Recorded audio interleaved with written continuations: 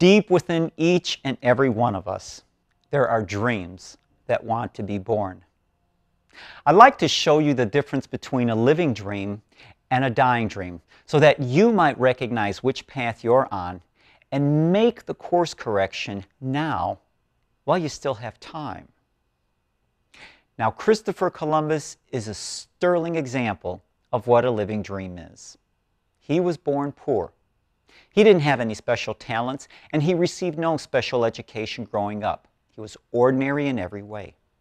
But one thing Columbus did have as a little boy, he had a very powerful imagination. You see, he believed that he was destined for greatness in life.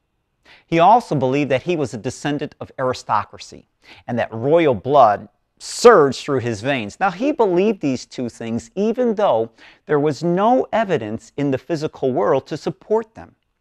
In other words, they were concocted by his imagination and based in pure fantasy. Well, regardless, he nurtured those beliefs growing up, and as a result, they got structured into his biology. And when he became a young man, he had the demeanor of a noble person and a tremendous amount of self-confidence, which affected everyone he came in contact with. Well, when it came time for him to leave the nest, instead of following in his father's footsteps and becoming a mere weaver, he felt the sea tugging at his heart. So he obeyed his inner directive and he got a job on a ship, where he eventually became a sea merchant, and he sailed the seas. It was in his 5th year he received what I call his commissioning by the universe. In other words, the opportunity for him to realize his dream appeared. And once again, he had the courage to obey his inner directive. He quit his sea merchant career and moved to Genoa, where he began to raise money for his westward voyage. Now, in the process, through serendipity, he met a woman from an affluent family who, coincidentally, had links to the throne. He married her and became an overnight sensation with all her friends and relatives.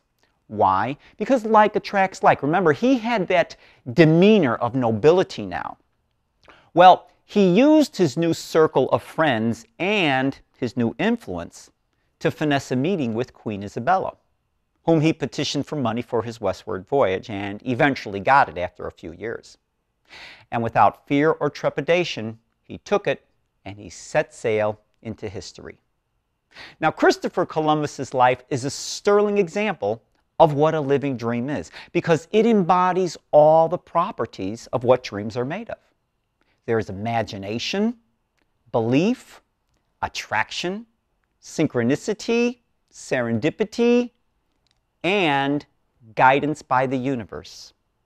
Now let's contrast his way of living with the way I used to live, and perhaps maybe with the way you're living today. Now, when I was a little boy, I believed that I was destined for greatness in life too. But when it came time for me to leave the nest, instead of listening to my heart which said move to California for some reason, I ignored that strong inner directive and took a job in my hometown, which I really didn't like. Well, years passed, and then one day I met this man at a party who lived in California. He wanted to retire early and sell me his company for dimes on a dollar. I could physically feel my heart jump out of my chest. It said, "Go for it, Robert. That's just the opportunity you've been waiting for."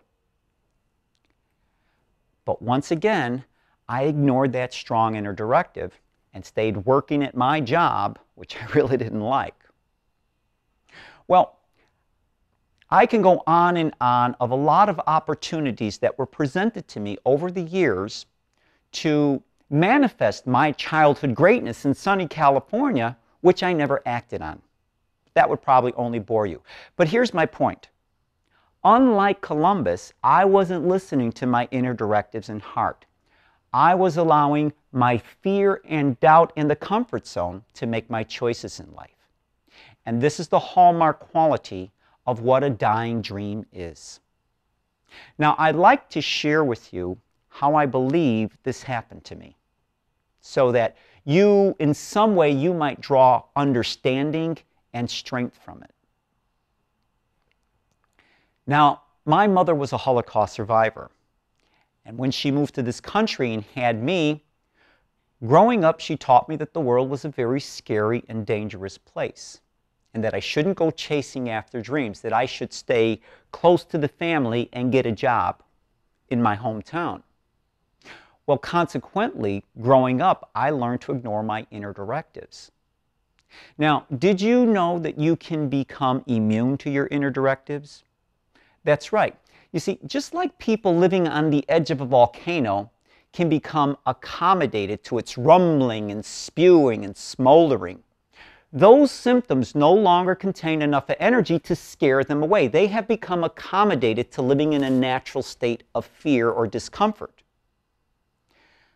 Well, summarily, if you do not listen to your inner directives, you can become accommodated to them. You know that feeling of regret and remorse that you get when you don't listen to them and it tells you do this and do that and you don't do it? If you don't listen to them, over time you can become accommodated to them, and what happens is they no longer contain the energy to launch you in the direction of your heart's desire and overcome the gravitational forces of fear and doubt and the comfort zone. When that happens, you not only sever a communication between your heart and the guidance and wisdom of the universe, but fear controls your life and not your heart. And this is the hallmark quality of what a dying dream is. Now, I want you to understand that in its early stages of life, regret can only seem like a minor annoyance. But over a long period of time, it can and it will destroy your peace of mind. It has been said that failure is not our greatest fear in life. It is regret. And I know this to be true. So let me share with you some knowledge that I am confident will give you the courage to start listening to your inner directives and start living the life that you were meant to live. How do I know this will work? Because it's worked for me and hundreds of people I have taught these techniques to. So pay attention, because this is good. Now, the whole universe is linked to special moments in time. For example, the nebulas in outer space, which is the nursery and cradle for stars, well, these gases, they swirl and churn and mix for millions of years. But then comes that one special moment in time. That one special moment when the conditions for the emergence of the star is just right. And at that one special moment in time, the star receives its commissioning by the universe and lights up. A star is born. The potential for the star is linked to a special moment in time. The tiny seed, which lies dormant in the ground all winter long, when the conditions up above become ideal for the flower, the seed receives its commissioning by the universe and is transmuted into the flower and shoots up through the earth. The potential for the flower is linked to a special moment in time. Everything in creation, even your dreams, are linked to special moments in time. When your inner directive tells you to do something, and you know it in your heart, it's the right thing to do, understand that is your commissioning by the universe. It is time for you to set sail and trust.